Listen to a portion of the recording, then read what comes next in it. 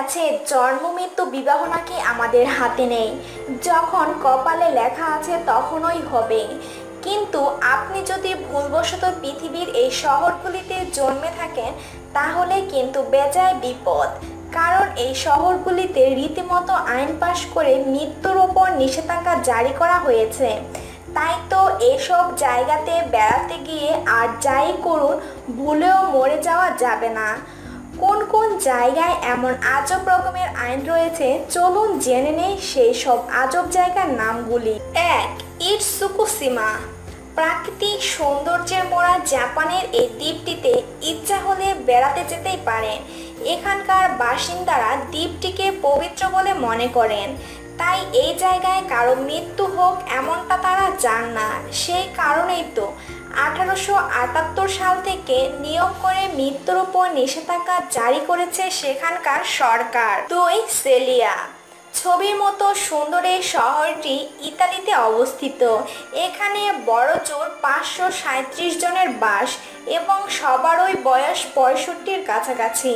সরকার নিয়ম করে দিয়েছে রোগাক্রান্ত হওয়া একেবারেই চলবে না, আর রোগে ভোগে মৃত্যু তো একেবারেই বেআইনি।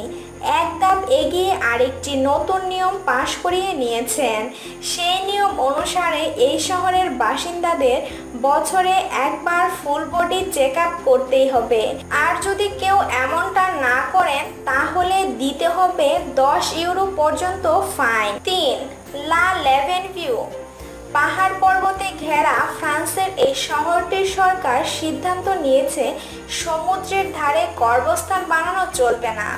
এদিকে পুরনো কবরস্থানের আর জায়গা নেই, তাই তিনি একটি আইন জারি করেছেন। তাতে বলা হয়েছে অন্য কোনো দেশ থেকে কেউ এই শহরে বেড়াতে এসে যদি মারা যায় তাহলে তার মৃতদেহ দেশে পাঠিয়ে দেওয়া হবে। ভুলেও লা লেভেনভিউ শহরে তাকে কবর দেওয়া চলবে না। 4. কগনক্স। যতদিন না পর্যন্ত খালি পড়ে থাকা একটি ছোট বিমানবন্দরকে কবরস্থানে রূপান্তরিত করার সিদ্ধান্ত নেওয়া হয়েছিল ততদিন পর্যন্ত কগনক্স শহরে বাসিন্দাদের মরতে মানা ছিল। ভাবুন একবার, তখন যদি কারো মৃত্যু ঘটতো তাহলে কি হতো। 5. ল্যাঞ্জারন। 4000 মানুষের বাস হলেও স্পেনের এই শহরে একটিও লাশবাহী গাড়ির খোঁজ পাওয়া যায় না। কেন জানেন? কারণ এখানে যে কবরস্থানটি রয়েছে সেখানে আর মৃতদেহ কবর দেওয়ার জায়গা নেই। তাই কোনো উপায় না পেয়ে সরকার এই শহরের বাসিন্দাদের সেখানে মরতে মানা করে দিয়েছে।